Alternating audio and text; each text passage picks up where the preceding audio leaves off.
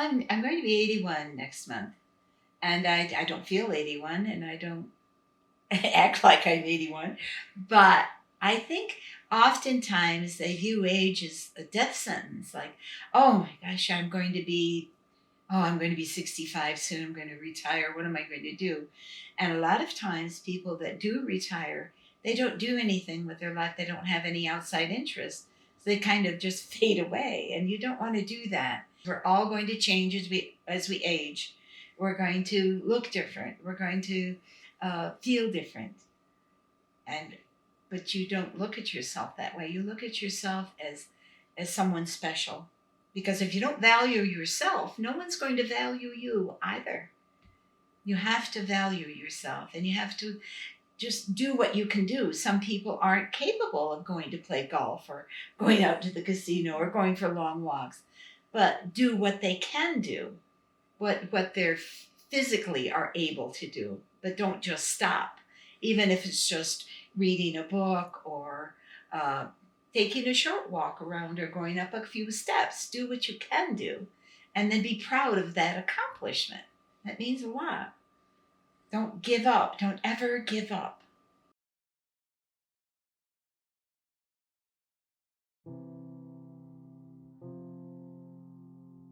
Actually, I was a young child when my grandmother, Medler, my father's mother, passed. And I remember they kept the bodies at home at that time. And she was in the casket in the living room, and people would come in for days, I thought, because she loved her house and her family. And I thought, well, that's where she should be rather than an impersonal place.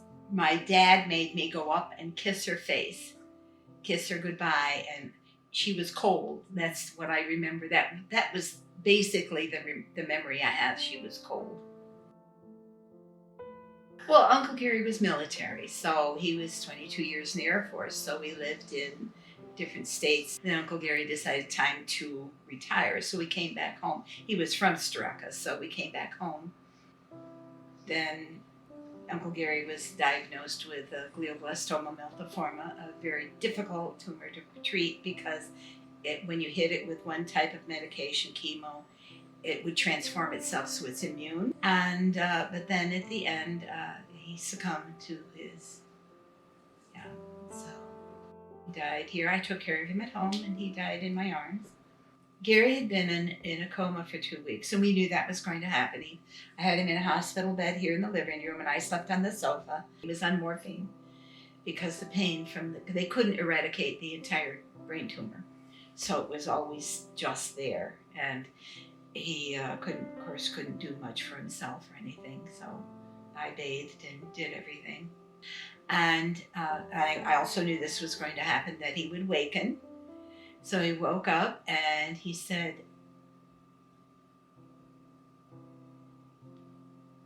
I love you. And he said, and God is waiting for me.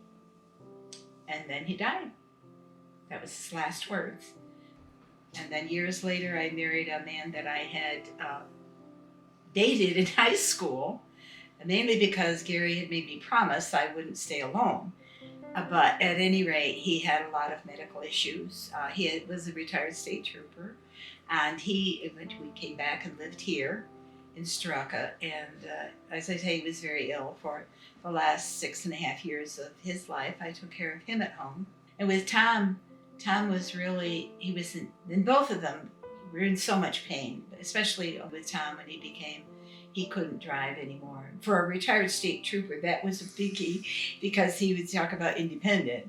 Well, we had gone back to Scranton to his oncologist and the different doctors, and they said, there's nothing more we can do. You're just on end of times. You talk about end of times. So we knew that. So I had a baby monitor in the spare room. That's where he slept the whole time. I had a baby monitor so I could hear him. And of course I didn't sleep well. But then one night I just couldn't sleep at all. And I went in there and I knew that it was coming to the end. And when he lay there, I held him, and then he reached up his hand like this. His father had died many years ago. he didn't marry till late in his life, and he died many years ago. So he raised up his hand. He said, "Dad?" in a questioning tone. And then after that, he raised up both hands and he said, "God," in this awestruck voice. And he just passed. I held him a minute longer, and I called my son and daughter-in-law, and I called his physician, and so they could pronounce and everything. And then they came, and that was that. A lot of people say, "Well, how could you do that?" But then I felt it was a comfort to them. After that, it was just myself and doing what I do, working with my church, playing golf, going out to dinner with your mom and different things, going to visit relatives, etc. Then I had a mammogram. I had breast cancer when I was 46, so 34 years ago, and had a mastectomy and then chemo from that. But when I went for my mammogram, they found a spot. Found out I have follicular lymphoma, which is fairly rare. Well, this decided to become aggressive, went to my spine. It was agonizing. I was on the floor screaming. I was paralyzed, so in the hospital, radiation. In the hospital, I became septic. So then after that, I had to have weeks and weeks and weeks of antibiotics and treatment because they thought that, at my age, this was not going to work well for me. And then finally, I could start chemotherapy. So then I finished chemotherapy the end of 2023. So slowly working my way back to playing golf, etc., etc. It really impacts you when you've been the caregiver, like with Uncle Gary, and then Tom.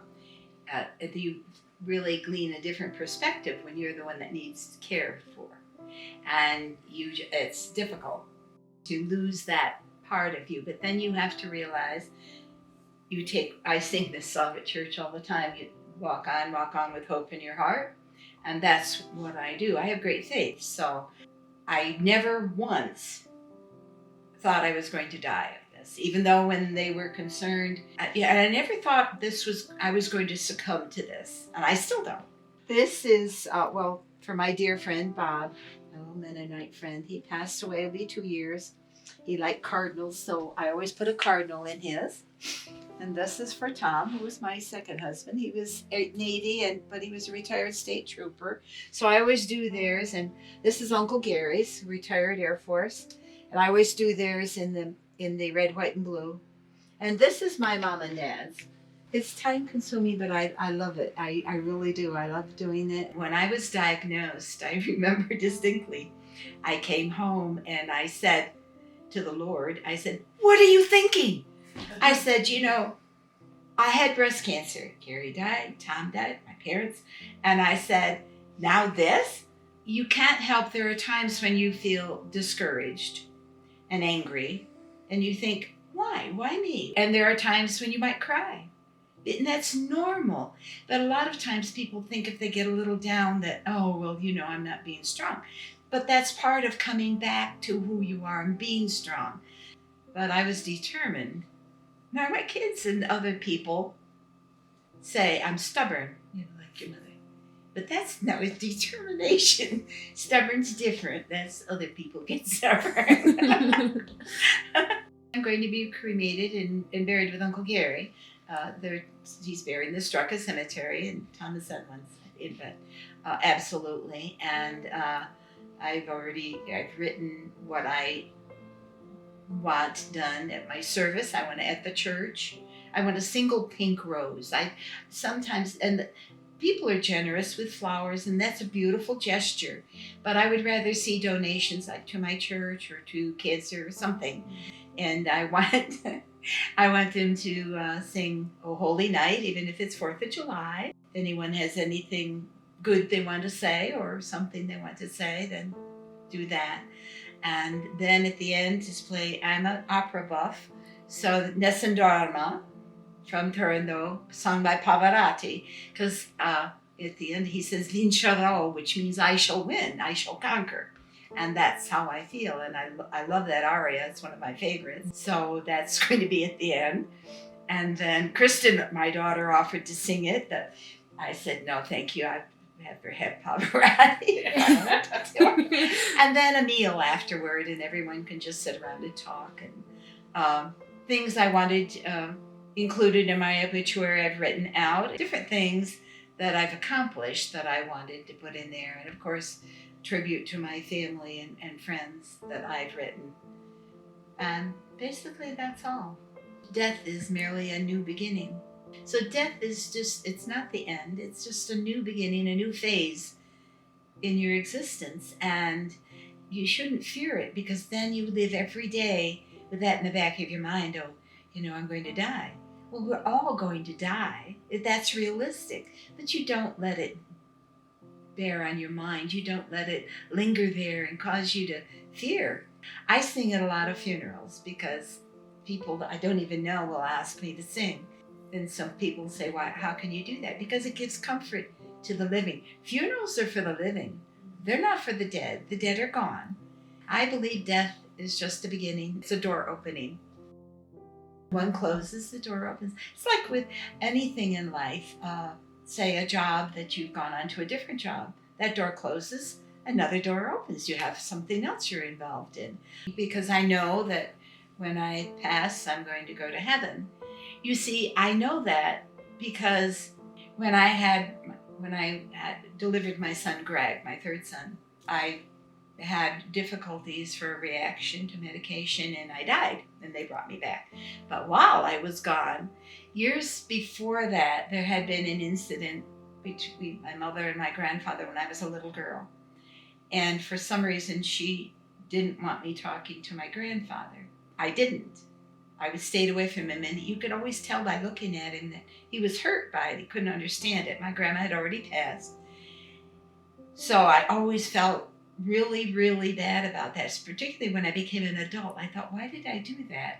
So that when I was gone, when the doctors were working on me, I went to heaven.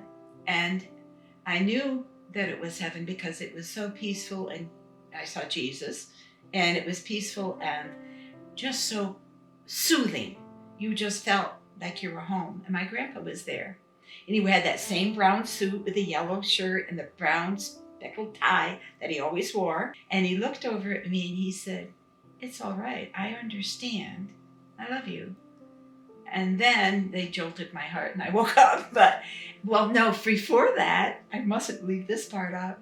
I said, Jesus said to me, "You must go back." And I said, "No, I don't want to. This is nice," So, but he said, "You must go back." So I did. And I've been here ever since. But yeah, whatever happens in your life, whether loss of a loved one or your own health or whatever it is, but every day, walk forward, move forward. Don't ever look. You can look back on positive things in your life and things like that. And you can look back to say, well, I probably should have done that a little differently, and kind of rejuvenate yourself in that way. But don't look back and carry the past as a burden. Just the past is gone. You have today. All we're promised is today. So you live today as though it's your last day on earth. Take today and live it positively. Be as kind as you can, and as good a person as you can be. Loving person. What's in your heart.